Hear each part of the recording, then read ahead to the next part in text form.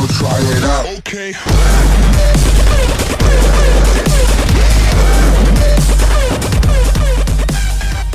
Nice work.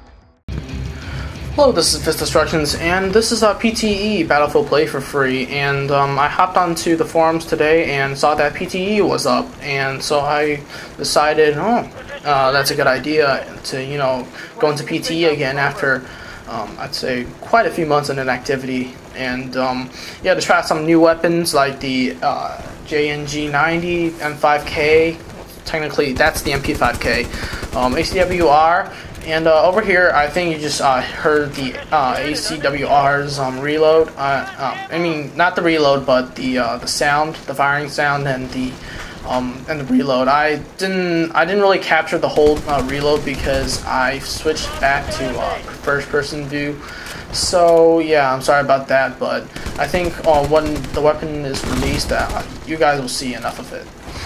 But anyway, God, I'm a little tempted to say the ACR because I'm such a Modern Warfare 2, Modern Warfare, not really Modern Warfare 3 player, but just Modern Warfare 2 players. And, in Call of Duty we refer to it as the ACR. So, I believe, so for Battlefield 3 seasoned veterans or any players that play Battlefield 3, if I refer to this gun as the ACR, which I'll probably do, forgive me for that, but yeah, that's just how it is. So anyway, my first impressions of this rifle are pretty good. As you can see here, the magazine size is 24, which is the AK-47s and the L85A2s, and which is above average. And given the rate of fire, the slow rate of fire of, I believe, is about 400, maybe a little more, but yeah, slow rate of fire. Given the slow rate of fire, you won't consume your ammunition that quickly. Yeah, so I sort of don't like the slow rate of fire, so I kind of want EA to buff it to 600, the normal 600. So yeah, but otherwise the magazine size is more than generous. And now for the attachments that I might put on it after I get this gun, I probably put casket, maybe a Viper. If I wanted to make it really, really good, like, the FAMAS and the L85, but probably won't. So probably just like Viper and casket.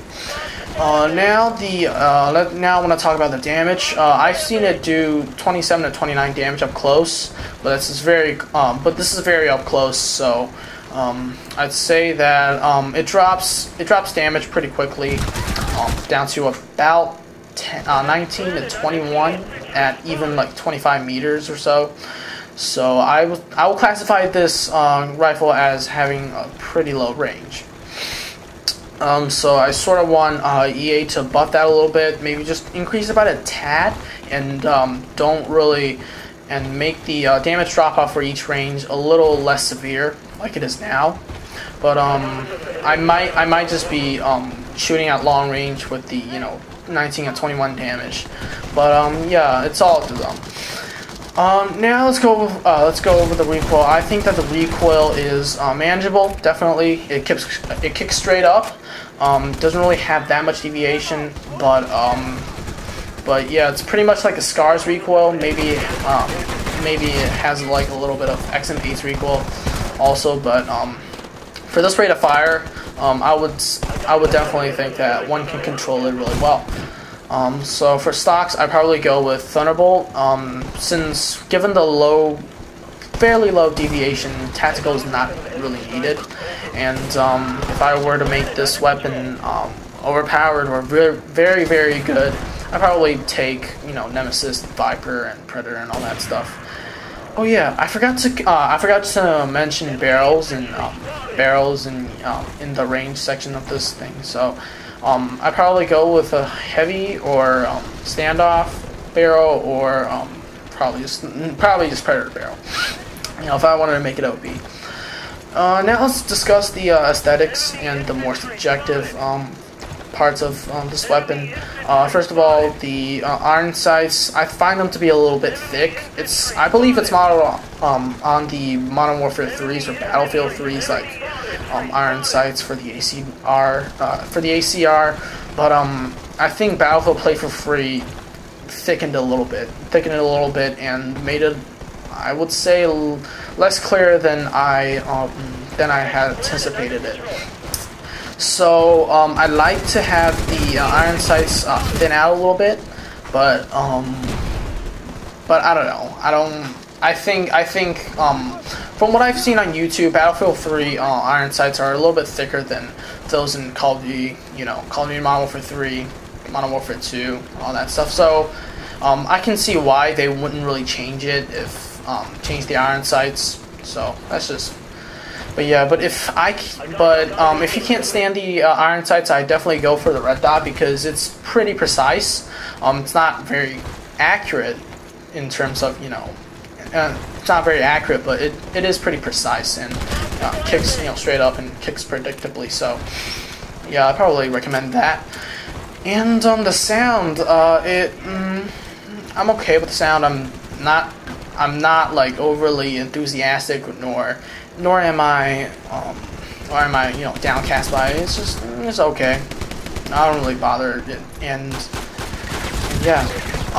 So pretty much. So all in all, I do think this is gonna be a good weapon, not an overpowered weapon, like the L85 or the FAMAS or G53 and all that. And I think it's definitely worth this rank at 28, and it can definitely be be one of the better assault rifles of this game.